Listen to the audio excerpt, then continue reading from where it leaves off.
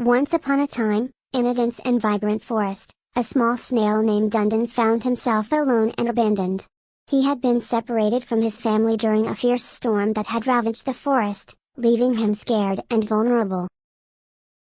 As the days passed, Dundon struggled to survive, facing numerous challenges such as finding food, avoiding predators, and navigating the treacherous terrain. Despite his small size, he showed remarkable resilience and determination. One day, a friendly earthworm named Wiggles took pity on Dundon and offered him guidance and support. Wiggles taught Dundon how to adapt to his new environment and introduced him to other forest creatures.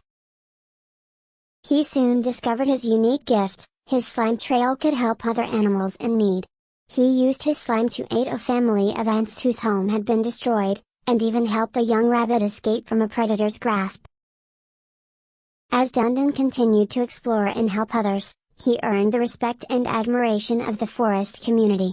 He realized that even the smallest creatures can make a big impact and that home is where the heart is. His story spread throughout the forest, inspiring others to embrace their uniqueness and support one another. And though